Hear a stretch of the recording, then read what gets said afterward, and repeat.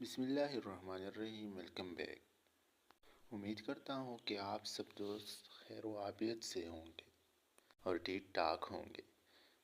آج میں آپ کے ساتھ ایک اسٹوری شیئر کرنا چاہتا ہوں جو میرے ایک دوست نے میرے ساتھ شیئر کیا ہے، اور وہ کہانی ان کے ساتھ پیش آیا ہے۔ یہ کہانی 1960 کی ہے۔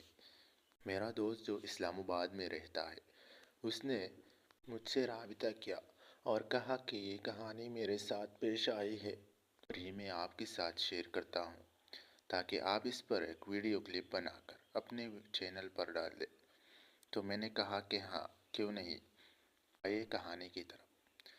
میرا اس دوست نے کہا کہ 1960 میں اسلام آباد میں ایک پرانا ہاسٹل تھا، اس میں ایک میں تھا اور ایک لڑکی تھی جو پڑھائی کے لیے ہاسٹل میں رکتی تھی، لیکن اس لڑکی کے ساتھ میرا کوئی کنیکشن نہیں تھا۔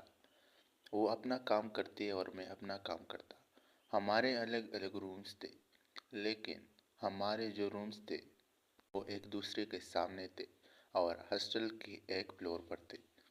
میں پولیٹیکل سائنس کا اسٹوڈنٹ تھا اور وہ لڑکی بایو کی اسٹوڈنٹ تھی۔ یہ ہاسٹل کافی بڑا تھا، لیکن اس میں روم بھی بہت زیادہ تھے اور اس میں اسٹوڈنٹس کی تعداد بہت کم تھی۔ جس فلور پر تھے اس پر بہت روم تھے، لیکن اس فلور پر صرف میں تھا اور وہ لڑکی تھی جس کے ساتھ میرا کوئی رابطہ بھی نہیں تھا۔ میرا 5th سیمسٹر چل رہا تھا اور ایگزام کی تیاری میں لگ رہا تھا، اور میں بہت محنت کر رہا تھا ایگزام کے لیے، اور میں ساری رات اسٹڈی کر رہا تھا کیونکہ ایگزام بہت قریب تھا۔ ایک دن تقریباً 12 بجے تھے اور میں اسٹڈی میں مصروف تھا کہ اچانک سے میرے روم کا جو ڈور تھا اس پر دستک دی گئی، لیکن مجھے عجیب سا فیل ہونے لگا کہ اس وقت کون آ سکتا ہے۔ جب میں نے دروازہ کھولا تو باہر کوئی نہیں تھا۔ میں ڈر سا گیا، لیکن پھر سوچنے لگا کہ مجھے کوئی غلط فہمی ہوئی ہے۔ پھر سے میں نے اسٹڈی شروع کی اور ایگزام کی تیاری کے لیے میں نے اسٹڈی شروع کر دی۔ کچھ ٹائم بعد میرا دروازہ پھر سے ٹکٹکایا تو میں پھر سے اٹھا۔ جب باہر دیکھا تو کوئی نہیں تھا وہاں پر۔ مجھے بہت عجیب فیل ہونے لگا کہ یہ کیا ہو رہا ہے، لیکن خیر میں پھر سے اسٹڈی میں مصروف ہوا۔ کچھ آدھا گھنٹے بعد پھر سے میرا دروازہ پر دستک دی گئی۔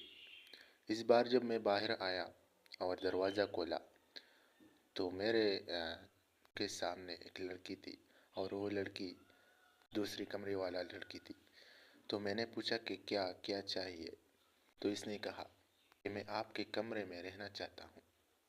تو میں نے اسے کہا کہ آپ یہاں نہیں رک سکتے کیونکہ گھر پر پابندی ہے، لڑکے اور لڑکی ایک ساتھ رہنے کی پابندی ہے اس ہاسٹل میں۔ اس نے کہا کہ میں اس کمرے میں نہیں رہ سکتا۔ تو میں نے کہا کہ کیوں اس کمرے میں آپ نہیں رہ سکتی اور آپ یہاں آ گئی؟ تو اس نے کہا کہ اس کمرے میں جنات ہے اور مجھے بار بار تنگ کر رہا ہے۔ لیکن میں نے اس کے بات پر یقین نہیں کیا کیونکہ میرے ساتھ ایسا واقعہ پیش نہیں آتا 2-3 سال میں۔ میں اس کا کیسا یقین کرتا کہ اس کے کمرے میں جنات ہے۔ خیر اس نے بہت کوشش کی کہ میں آپ کے کمرے میں رہ سکوں، لیکن میں نے اسے منع کر دیا اور میں نے کہا کہ آپ یہاں نہیں رہ سکتے۔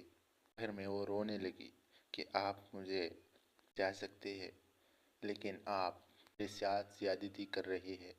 لیکن میں نے اس کی کوئی بات نہیں مانی اور میں نے پھر سے اس کے کمرے میں بھیج دیا۔ میرے خیال میں آیا کہ یہ کوئی غلط لڑکی ہے جو میرے ساتھ رہنا چاہتی ہے اور میرے ساتھ کیا کرنا چاہتا ہے۔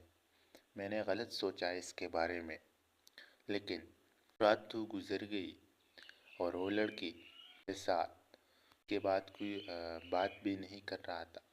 لیکن اگلی رات 12 بجے یا تقریباً 1 بجا تھا جب میں اسٹڈی کر رہا تھا اور اس میں مصروف تھا، اچانک ایک تیز آواز نکل گئی اور بہت جلدی سے اپنے کمرے سے باہر آیا۔ جب میں نے دیکھا تو اس کے کمرے کا دروازہ کھلا تھا۔ میں اس کے کمرے کی طرف روانہ ہوا۔ کہ یہ کیا ہے، اس کا کمرہ کا دروازہ کھلا ہے اور اس سے کہ کمرے سے ایک آواز آئی، تو میں اس کے کمرے کے نزدیک گیا، اور جب اندر گیا تو وہ لڑکی مری ہوئی ملی، ایک لاش ملی مجھے، اور اس لڑکی کو ذبح کیا گیا تھا۔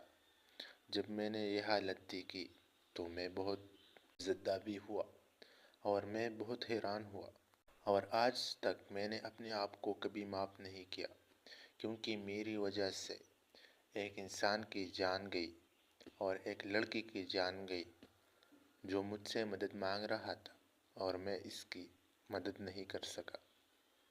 تو دوستو، تو یہ تھی 1960 کی کہانی جو اسلام آباد کی ایک دوست نے میرے ساتھ شیئر کیا۔ اگر آپ کو ہماری کہانی پسند آئی ہو تو ہماری کہانی کو لائک کر دیجیے، اور اگر آپ کو اور ایسی کہانی چاہیے تو ہمارے چینل کو سبسکرائب کریں اور ساتھ ہی آئیکن کو پریس کریں، تاکہ ہماری ہر نئی آنے